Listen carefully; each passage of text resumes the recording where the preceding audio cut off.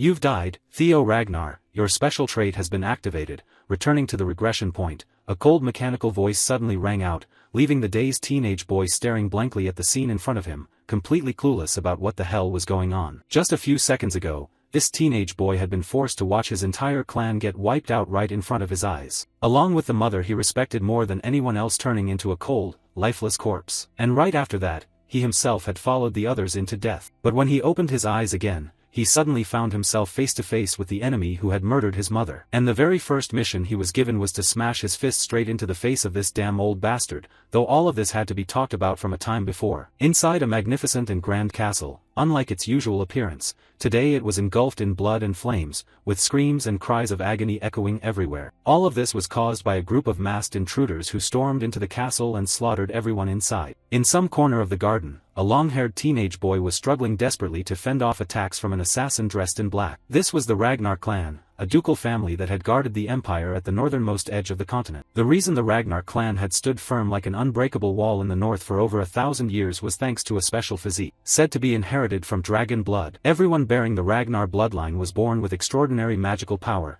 incredible endurance, and superior swordsmanship talent. Everyone except this guy right here. At the moment he had just taken a direct hit from the enemy that sliced right through his stomach, blood gushing out everywhere. After that, Theo himself couldn't hold his body up anymore and dropped to his knees right in front of the enemy. Seeing this, the cloaked figure spoke up, "Even at this point you still haven't learned anything. There are things no matter how hard you try you'll never be able to do. People call that incompetence. You didn't inherit any talent even though you carry the Ragnar bloodline. If it were me I'd be furious too, young Master Theo." As he spoke he began pulling down his face mask to reveal a very familiar face, making the protagonist's eyes widen in shock. "Rendon, why the hell is it you?" Theo asked in astonishment. And seemingly showing a bit of pity for the guy about to meet his maker, the old bastard Rendon didn't finish him off right away but calmly explained, "You see, every morning watching you train non-stop even though you have no talent is truly a pathetic sight, especially when all that hard work doesn't lead you anywhere. The idiot of the Ragnar house, that title really suits you, you should just run away, you useless piece of trash.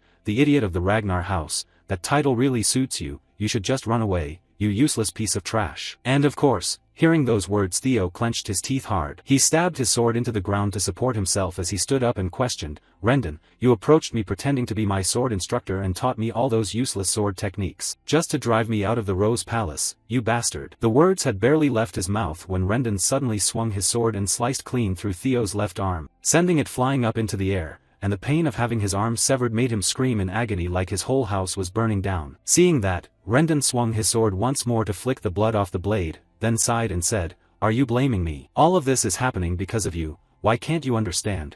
As he spoke he grabbed Theo's hair tightly and yanked his face upward, forcing him to witness the sea of flames right in front of him. "Look, why is the Rose Palace burning? Why are the members of your clan dying? Why has your mother become a soulless cold corpse?" Over here another cloaked figure who knew exactly what to do dragged the body of some noble lady and tossed it down in front of Theo like a sack of garbage, so he could see it clearly. Then the old bastard Rendon delivered his verdict, "All of this is because you're the idiot of the Ragnar clan. In a family ruled by strength, you're the weakest one." Rendon's voice and expression were dripping with mockery. Over here the protagonist's rage had reached its boiling point, and right after that he struggled to his feet, snatched a sword from somewhere and turned to charge at the old man in a blood frenzy. But before he could even carry out that intention a sword flew in from the distance, piercing straight through Theo's chest, sending his body flying backward. "You're talking too much, just finish it already," the cold superior ordered, and beside him the old dog Rendon immediately put on a servile expression the moment he saw the man appear and said, "My lord, you've arrived, what an honor." Paying them no mind, back to Theo, the fatal stab from that sword had started clouding his consciousness.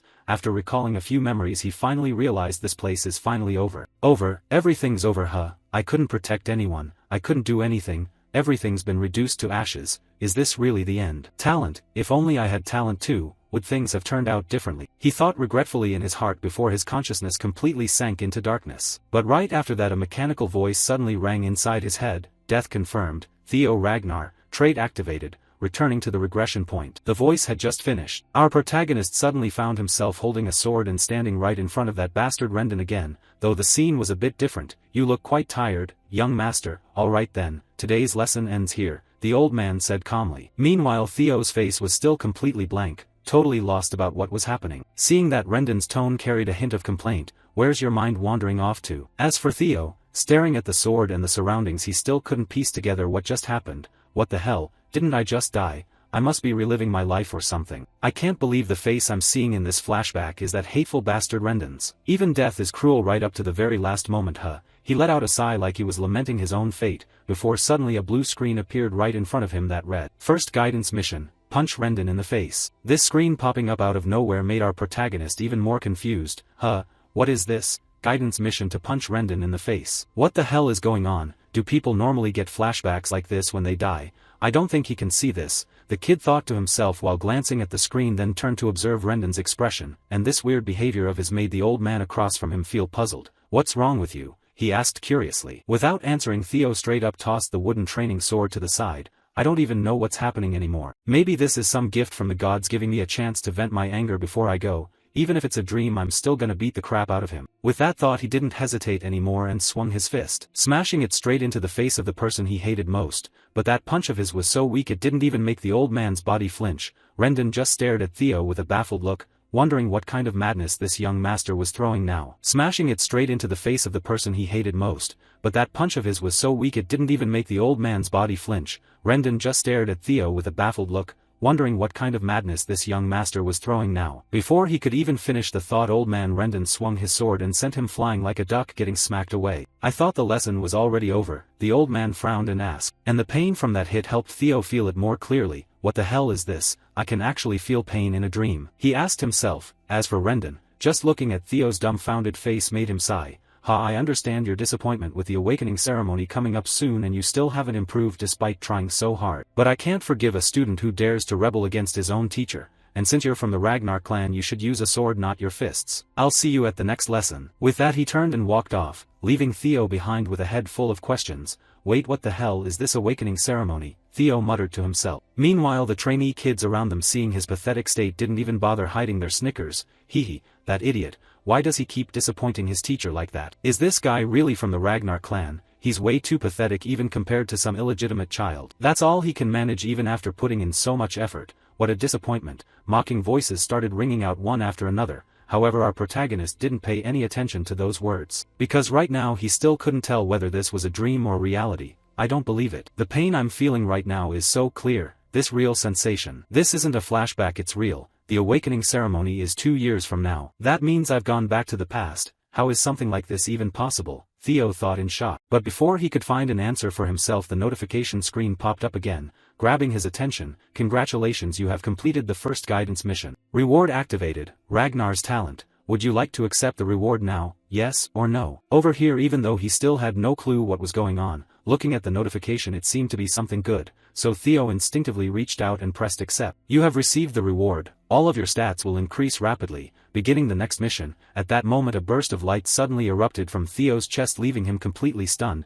"What the hell is happening?" Theo screamed inside his head. Time flew by quickly, cutting to a luxurious room inside the Rose Palace, where old man Rendon was also present, talking to someone about Theo's condition. "To be honest, I've never seen anyone as useless as him. But that's exactly why I'm here. This true teacher Rendon will teach the boy everything he possibly can. I'll make him strong enough to participate in the awakening ceremony 5 months from now. At least that's the plan," the old man said with a bright smile. If it weren't for knowing in advance all the crap this bastard pulls in the future, pretty much anyone would fall for that friendly grin, hook, line and sinker. Across from him a beautiful lady pulled out a fat pouch of money as a thank you gift for the old man's efforts. She was none other than Cecilia, the mistress of the Rose Palace. "That's right, I'll leave the boy in your hands, Rendon. Please take good care of him a little more," she said while handing over the bulging pouch, and the old dog Rendon didn't hesitate to snatch it right up. "Of course I plan to train him day and night, so madam, please don't worry." "I'm not worried, I trust Theo completely," Cecilia said confidently. Who knows where this naive woman got all that confidence in her useless son from? After that, once he'd sucked up the money, Rendon just strolled off casually. While walking down the hallway he smirked to himself, "Cecilia, you'll end up worrying alright. Even if I don't teach him properly, the truth is the kid is completely worthless. Like mother like son, yeah, that bloodline's going nowhere. Look at this jackpot," he muttered while starting to check the pouch of coins again. And after seeing the glittering gold coins inside, Rendon grinned so wide he could barely close his mouth. A hefty reward plus the title of instructor to the main line of the Ragnar clan. As a bonus for leaking info about about Theo and messing with his development. That person will secure their own future, just like how the idiot of the Ragnar house is basically my benefactor. The more he thought about it, the more disgusting his expression became, until he got snapped out of it by the sound of hurried footsteps coming from Theo. Right after that, the boy dashed right past Rendon without even bothering to greet him, making the old man's face twist in obvious irritation. TCH, that real failure, huh? Back to Theo. The kid was hauling ass, running like crazy like that, all for the sake of seeing his mother, the one who had died in his previous life. Mother, Theo shouted loudly, catching Cecilia's attention up ahead. She turned and asked, my son, you must be tired from today's training. Her words weren't even finished when our protagonist rushed forward and hugged her tightly, leaving the lady a bit flustered. My son, why are you? I'm really back, he thought to himself. Back to 10 years in the past. Theo's eyes welled up with tears as the realization hit him. Then, after calming down a little, Theo looked straight into his mother's eyes and made a promise to himself. I have to change the future. Right now I'm still weak, I have nothing in my hands, but if that mysterious notification window is real, then I can become stronger, strong enough to stand firm in that damn throne struggle, and strong enough to take revenge on Rendon. Second guidance mission: train your body to its limit, no more than 100%. Time flew by quickly, cutting to the training grounds. At this moment our protagonist was pushing himself hard, running laps to burn through his stamina and complete that mission. I really want to get revenge on Rendon right this second, but with this weak body right now I can't do it. I need to focus on getting stronger first. The intelligence agency I joined in my previous life, Black Tongue, I got demoted to the info gathering squad because I lacked skills, but I never imagined I'd end up using the information I collected in this way. The drug that makes the body overwhelmingly strong, the Blood Sword Emperor's elixir, and its true value will be revealed in the secret manual. And most importantly, the brutal training I gave up on because I lacked talent. All of it can happen now because I have the Ragnar talent. That notification window is real, Theo thought excitedly in his heart, and he kept running non-stop without feeling tired at all. Current progress: body training to limit 27/100%. Around him the other trainees saw Theo charging ahead like a mad bull, running lap after lap without rest, and started whispering to each other, how many laps has he done without stopping? Is he really that fit? Oblivious to their thoughts, our protagonist finished running, then switched to sword practice. I'll run more than I ever did before, and swing my sword more times than ever before, so that I can truly become strong. Current progress 65/100%. Time flew by quickly. A few days later, at night in the training yard, Theo's figure was still swinging his sword like a madman in the area. Not far away, a pink-haired girl sat smoking while boredly watching Theo. This was Evelyn Nereville, the manager of training ground number 4. The kid's been training without sleep for days now, the idiot of the Ragnar clan. But is he really that talentless? Evelyn wondered to herself as she witnessed Theo's insane efforts. Back to the protagonist. At this point he was dog-tired. I'm gonna die. Current progress 97/100%. But I have to train my body to its limit, he screamed at himself. Last night he'd hit 90 out of 100%, but the moment the kid sat down to rest for just a second, that 90 automatically dropped back to 89, which freaked him out. He didn't dare rest even one more second. I never thought the percentage would drop just from resting a little. Now I can't stop until it's done. With that insane determination, our protagonist gritted his teeth and kept swinging his sword relentlessly. I'm almost there. Just a little more. Just a little more until I can't even breathe anymore, Theo thought as he started sprinting circles around the training yard at his absolute maximum speed until the progress bar finally hit 100%. Congratulations, you have completed the second guidance mission. You have received Dragon Heart as a reward. Additional reward for speedy completion: you have received 10 years of magic from your previous life. Would you like to receive your rewards now? Back to Theo. Even though he was gasping for air when he saw the system's prompt, his trembling finger reached forward and pressed yes. And right after doing that, a powerful surge of energy erupted from his body, blowing away the dust around him. And Evelyn from a distance witnessed the whole thing. Who knows how much time passed, but Theo eventually woke up again after passing out, and found himself in an unfamiliar room. This is, he muttered in confusion. Hearing his voice, Evelyn with her usual cigarette stepped in to explain, don't worry, this is the rest room for training ground 4. Even a Ragnar can collapse if you push yourself that hard. Evelyn, right? Theo asked cautiously. Over here? Evelyn nodded. Yeah, you remember me, I'm the manager of training ground 4, Evelyn Nereville. You passed out while training alone this morning, so I brought you here. Hearing that, he replied, I see, thank you. Turning to Evelyn, she then handed him a glass of water to cool down while adding, but young master, you know that in the Ragnar clan opening your mana core before the awakening ceremony is forbidden, right? Of course, Theo shrugged and answered. Still not sure what Evelyn was getting at. Seeing his innocent look, she went straight to the point. So you also know what happens if you break that rule? Hearing this, Theo's eyes narrowed slightly as he asked, why are you suddenly asking me that? She emphasized, right before you lost consciousness, there was a wave of mana that matched opening the mana core. Did you already open your mana core or something? Young master Theo Ragnar, she said while staring wide-eyed at him, making the guy go blank. What are you talking about? If I'd opened my mana core, I wouldn't even be alive right now, Theo wondered to himself. before he recalled the mechanical system voice that rang out right before he blacked out. You have received the reward. Additional reward for speedy completion. You have received 10 years of magic from your previous life. Thinking about it, Theo started piecing things together. It's the dragon heart. Speaking of the dragon heart, it's a mana reservoir that can be placed inside a dragon's heart. Placing the mana reservoir in the heart makes it work way more efficiently, but humans who aren't dragons have to put it in their lower abdomen, because the human heart can't handle the mana reservoir. That's why every warrior in the Ragnar clan dreams of getting a dragon heart. It's the easy path to overwhelming strength. However, humans have never been able to break through their own limits. But now the dragon heart belongs to me. What an insane mission reward, Theo thought joyfully, before he felt the cold stare and icy atmosphere coming from the girl in front of him, snapping him back to reality. But thanks to that, I'm now stuck in a really awkward situation. The great sword master Evelyn Nereville, she retired after losing her left arm and became the manager of Training Ground 4. But she used to be the commander of the White Armored Dragon Knights. Her skills were so outstanding that even the demon dragons of the White Armored Dragon Knights admired her, and more than that, she's famous for being extremely principled. She doesn't care about status or power, and she can't stand lies or cowardice at all. There was a time when I was too stubborn and she gave up being my direct master. In other words, if she finds out about the dragon heart mana reservoir in me, I could get executed on the spot. However, what if she doesn't find out? I can turn this around. Thinking that with 10 years of street smart experience from the outside world, Theo started figuring out how to handle the situation. At that moment he spoke up. Can you handle it? Responding to Evelyn's questioning attitude, Theo's face turned serious as he said, are you threatening me just because of your momentary emotions? Are you willing to take responsibility? I am also a descendant of the Ragnar clan. If it's discovered that your suspicion is baseless, this could be seen as insulting the Ragnar clan. Across from him, Evelyn nodded in acknowledgement. Yeah, that's the rule. So do you know what the punishment is for insulting a Ragnar descendant? Theo asked while staring her down. Execution, Evelyn answered. Hearing that, Theo kept pushing his advantage. Good, you know it, then why don't you just check it yourself, he said with an extremely challenging and confident attitude, and the vibe he was giving off made Evelyn feel something strange. What kind of feeling is this? What kind of person is this kid? But that was definitely mana waves. Thinking that, Evelyn didn't hesitate at all and accepted the proposal right away. Even if he has Ragnar blood, the law is still the law. As she spoke, she reached her hand forward, lightly touching Theo's abdomen while using her own mana to probe. But right after that her face changed color. When the check finished, wait, there's no mana core. Was I wrong? No way. The more she thought, the paler Evelyn's face became, because according to the rule she mentioned, she might be done for. And of course that flustered look couldn't escape Theo's eyes. So what? Nothing, right? Please execute me. I was wrong. I'll pay with my life, Evelyn said while dropping to one knee, which made Theo secretly smug, and he also knew why she couldn't detect it. How could she? The dragon heart is very different from a normal mana core. The existence of the mana reservoir in the dragon heart can be controlled by the user. In other words, I can hide the mana at will, and the fact that a human can have a dragon heart only gets discovered years later. How could she possibly guess it? Thinking that in the midst of Evelyn's anxious waiting, Theo just gently patted her shoulder and said, no need. You were just doing your job, right? Not many people dare to risk their lives like that. Getting to this point, Theo already had his plan. Evelyn is one of the strongest. Making her owe me will benefit me more. Plus the reason opening a mana core is restricted before the ceremony is because of the worry that the mana reservoir might overflow. You worrying about me, the bastard child of the Ragnar clan? Overflowing my mana core makes me really happy. Thank you for looking out for me, Evelyn. With that, Theo turned and walked away directly, leaving Evelyn behind with a ton of questions. A dragon heart and 10 years of magic power from my previous life. This life I'm unbeatable, Theo thought silently to himself. Time flew by quickly. A few days later, old man Rendon was still continuing his usual process of teaching Theo. Crap, no, that's not it. You need to swing the sword a bit more to the right. How many times do I have to tell you? Back to Theo. Rendon's words were really getting on his last nerve. I'm getting stronger, but pretending to learn from Rendon is seriously tough. That damn bastard Rendon. He's secretly teaching me weird sword techniques. There must be someone behind the scenes directing this Rendon. The one who killed me. I have to find out who it is. Suddenly an idea popped into Theo's mind. Then he unconsciously broke into a smile. That's right, Rendon, young master, no talking during practice, he reminded sternly. And in response to that, Theo widened his eyes and snapped his wooden sword in half. I don't understand what you're teaching at all. It's all garbage. How can someone at your level even become a mid-tier swordsman? On the other hand, the mission Rendon received is definitely to pretend to be my instructor while monitoring me. Then I'll get him fired. I feel like you'd even struggle against low-level magic beasts. What did you just say? The old man gritted his teeth audibly while veins bulged on his face. Seeing that, Theo stepped forward. Are you deaf? Staring straight into his eyes and repeating, are you deaf? Your skills are a pile of stinking trash. At that point the old man exploded in rage. Young master, Theo calculating silently, if something happens Rendon will definitely have to contact the puppet master behind him. Cutting to the Camellia Palace. At this moment, inside some kind of bar-like area, a trainee suddenly burst in excitedly. Axion, have you heard? The Ragnar bastard is going to have a duel with my teacher next week. Seeing seems he blamed the teacher for his own uselessness. After that fight he'll be crippled for sure, the kid said gleefully. And to reward him for rushing in with the timely news, a flying plate smashed straight into the young man's face at insane speed, sending him flying backward. So what if a bastard gets crippled? What does that have to do with me? Axion said irritably. He was the Black Tiger, Axion Ragnar, one of the 4 hounds of the north. Beside him a gentle-faced boy with white hair was also one of the 4 hounds of the north, the Silver Tiger Remington Nertio. At the same time outside, probably hearing the noise, a blonde guy walked in and said he should have been crippled a long time ago. Being careless isn't good. This guy was one of the 9 heavenly dragons, the heavenly dragon Ed Troyven. As he entered, Remington bowed respectfully while Axion stayed seated calmly, turning to say, I only fear those with real talent. You're worrying too much. Why bother with that bastard child? In response, Ed's eyes flashed dangerously. With the Ragnar, even things that have never happened can come from the tiniest possibility. A single spark in the wind can turn into a blazing fire. Back to Axion. Actually, he thought this was pretty chill, but overall it was good. That instructor will handle this for us. Time flew by quickly. 1 week later, at training ground number 4, right now the arena was packed with countless people gathered to watch this duel. Judging by their faces, they didn't think Theo had much chance of winning at all. Back to Theo at this moment, sweat was beading on his face. Damn it. I only meant to humiliate him and get him fired, but things have gone way too far. Whatever, since it's come to this, I'll get my revenge on Rendon, Theo said, gripping his sword tightly. At the same time, his third mission was also to defeat this Rendon and claim victory. To explain this in more detail, let's go back to 1 week earlier when, after our protagonist Theo had trashed Rendon verbally, he declared the old man fired and told him to get lost out of his sight. And of course the old man, who was making a sweet deal off this, wasn't about to give up such a juicy opportunity. So right after hearing Theo say that, he kicked up a huge fuss. Young Master Theo, I don't accept. There's still plenty of time left in my contract. In response, Theo didn't bother explaining much to waste energy. Then what does that mean? If I say you're fired, you're fired. Saying that he himself had to suppress his killing intent to keep from stabbing the old bastard a few times. Thinking about my previous life, I want to deal with him right now, but I'm not confident enough in my abilities yet. First I'll separate from him and dig up more info about him. Back to Rendon. Seeing Theo speak so decisively with zero room for negotiation, the old man's face wrinkled like an ancient tree. No way. If I get fired like this, my mission fails. I have to convince him by any means. Thinking that for the sake of his rice bowl, Rendon swallowed his arrogant attitude and turned to beg, young master, please wait. This violates the rules. If I report this to the court. Ignoring the dog barking behind him, Theo just kept walking forward until he received the third mission notification. Guidance mission 3rd, defeat Rendon. And when the sudden notification made Theo's marching steps pause for a beat. At the same time, Evelyn, who had been watching from the side, overheard everything and ran over, suggesting, then let's settle this the Ragnar clan way. The Ragnar way? Theo asked, puzzled. And she stated it plainly, the strong decide by a sword duel, no need for court, we just follow the winner's opinion. Heavens helping me, Rendon screamed internally and quickly agreed, great idea. Ignoring his words, Evelyn continued, the duel will take place 1 week from now. Is that okay? She smiled while Theo's face turned pale as death. Obviously not okay. I still can't beat Rendon in my current state, he thought while glancing at Rendon's smug look like he'd already won, although that was pretty much true. Back to the present. Up in the stands, the trainees started gossiping about the Ragnar clan's trash. From what I've heard, he can't even swing a sword properly, the gray-haired guy said, and the curly-haired kid next to him gave a disbelieving sneer. Huh, no way, and he's still a Ragnar. If he were a normal Ragnar, I wouldn't say that he's the crippled one of the Ragnar clan. How could he possibly beat a mid-tier swordsman? The group shook their heads with zero faith in Theo. Down below, before the duel started, Rendon flashed a confident smile and advised, young master, if you apologize right now, I can pretend this never happened. No need to risk your life over your pride. In response, Theo's eyes darkened. I should have been the one saying that if you don't want to become a one-armed swordsman, you'd better accept reality. Theo replied coldly, and Rendon, seeing his kindness thrown back like that, laughed in fury. Even now you're still. He gritted his teeth while plotting internally, I thought I'd let it slide once because he was too pathetic, but no, I'll kill him and make it look like an accident. The outcome of the duel is obvious. Really, this way is even better. Thinking that, the old man shifted his expression slightly and said, then come at me first. As your teacher, I'll let you have the first strike. Hearing that, Theo didn't hold back anymore. Fine, I won't refuse. Then gripping his sword tightly, he charged forward to attack first. With that, the battle between the two officially began. And right after the sound of swords clashing rang out, everyone up in the stands widened their eyes at the scene before them. How could this be? Look, that idiot's about to lose. He really doesn't know how to swing a sword. At this rate he might die, the crowd exclaimed in shock, though rumor said Theo was trash. Seeing it with their own eyes, he was even worse than imagined. What's wrong, young master? You can't do anything against a mid-tier swordsman. You look down on Rendon taunted while his sword never stopped swinging. This is the obvious result. Theo Ragnar isn't even a low-tier swordsman, he's barely an apprentice. Lately his skills might have improved a bit, but it's still not not enough. If he were at least at the level of the four hounds of the north it'd be different. But there's no way this idiot Theo can beat me, the old man thought gleefully to himself. Going back a bit, right after Evelyn made the suggestion, Theo rushed to find her for a private talk. Evelyn, what were you thinking? Suggesting that duel. In response, Evelyn calmly sipped her tea and said, I'm helping you. If you want to get rid of him you need to be more decisive. Seems like he has backers, so just firing him won't solve the problem. From Evelyn's words it seems she knew something about old man Rendon, and of course after hearing it the protagonist was shocked. How do you know, Evelyn? She shrugged. Because he teaches you a bizarre sword style. I had someone secretly investigate him. Recalling the scene of him teaching Theo make a sharper right angle. That angle's a bit excessive. Where did this bastard come from? Evelyn was stunned watching old man Rendon's teaching method. Back to Theo. Evelyn didn't notice this in my previous life. Did I attract her attention because of the Manhwa incident? Theo wondered to himself, not knowing that Evelyn gently set her teacup down and continued, for my investigation, all traces of Rendon lead back to the Camellia Palace. Thinking that the protagonist first froze in shock, then gritted his teeth in fury. The Camellia Palace, all because of this brutal throne war, those bastards. After a few seconds of silence he spoke up. I'm surprised you found out this much, but with my current skills I still can't beat Rendon. So what will you do? He asked. Like, this isn't my problem. You can beat him. You're underestimating your own potential, young master, Evelyn said confidently. Back to the fight right now. Old man Rendon was still pressing Theo relentlessly while not forgetting to crush his spirit. If you kneel and beg I might spare you. As he spoke he poured power into both hands, unleashing a devastating slash that tore the air backward. But right after the clash, the old man's face gradually changed because he sensed something off. Wait, something's wrong. He's blocked all my attacks for a while now. What the hell is going on? This isn't the Theo Ragnar I know. How did his skills improve this much? The old man thought in panic. Meanwhile, not just the old man but everyone up in the stands had also noticed something was off as the fight dragged on until now. What, he's actually pushing him back? Did you see him defending properly? The crowd said in shock. Hearing that, Evelyn gave a meaningful smile. Going back to 1 week earlier, at that moment she suggested, if I train you for 1 week you could easily overpower someone like Rendon. Even though teaching you personally breaks the rules, Rendon is a bastard who has no right to be an instructor. Back to Theo. Hearing her say that made him thrilled inside. He couldn't believe things could turn out this way. It was totally worth making Evelyn owe him. However, there was one thing worrying him. Why is she helping me this much? Is it because of what happened last time? Theo asked anxiously. And Evelyn casually admitted, yeah, partly, but also because there's someone I know who has his eye on you. This person really likes recruiting talented people. Back to the present. The longer they fought the more Rendon felt himself gradually being suppressed by Theo. Right from the start he had no talent. How is this possible? Or maybe all this time he's just been pretending to be an idiot. But why? Rendon frowned, trying to figure it out, while across from him Theo, seeing the old man's face constantly changing, spoke up during their blade lock. Rendon, who's backing you? Before he could finish, Rendon jolted in panic and shoved Theo back. Backing what? He shouted loudly. You think I don't know? You've been teaching me garbage lessons all this time, Theo said coldly, while the old man still tried to argue stubbornly. That's ridiculous. Do you know how much effort I've put into not letting the old dog ramble on? Theo dropped the name. Is it the Camellia Palace? The word stabbed right into his guilty heart, making Rendon's face freeze for a beat. And that very expression confirmed Theo's suspicions. You're honest, huh? Good job, Rendon. Do you know what it feels like to have your arm chopped off? As he spoke, Theo seized the moment while the old man was still stunned and swung his sword upward, aiming straight for Rendon's left arm. And then with one clean slice he severed that arm completely. Around them the sudden turn of events left everyone stunned. It wasn't until Rendon's agonized scream echoed that people snapped out of it. My arm, you damn bastard, how dare you? The old man gritted his teeth, ranting, completely unaware of how dangerous his current situation was. Back to Theo. At this point he walked coldly toward Rendon. With this I've definitely become stronger and I can get even stronger. Thinking that, Theo began declaring to him, what did you say to me last time? It was my fault things came to this. It's your fault that today you die here. With that said, without giving the old man time to protest, Theo swung his sword hard, sending him off to the afterlife. At the same time the system's congratulatory voice rang out. Congratulations, you have successfully completed the third guidance mission. For exceeding the objective you have received an additional reward. Would you like to receive the reward now? Up in the stands everyone was still in disbelief, unable to believe Rendon had just died like that. That idiot actually won. An apprentice swordsman beat a mid-tier swordsman. How is that possible? The crowd stammered. Back to Theo, looking at the corpse still standing in front of him. He just found it ridiculous. So weak. How could I have been defeated by someone like this before? But everything will be different from now on, Theo said silently to himself. While the system also displayed the reward notification. Observation skill has been activated as a reward. In addition, 1 year of magic power has been obtained. Hearing his rewards, Theo's eyes flashed with a bit of confusion. Oh, it's magic power. But what is observation? He wondered to himself, but before he could figure it out a figure suddenly descended from the sky above. The landing was so powerful it cracked the entire arena floor. The man called out, Theo Ragnar. Hearing the voice, our protagonist quickly turned to look. And this person was Julius Ragnar, bearer of the title Demon Dragon, commander of the White Armor Dragon Knights. Right now he wore an extremely excited grin as he looked at Theo. But our protagonist couldn't feel happy at all. The Demon Dragon, why is he here? How long has he been here? Theo thought in panic.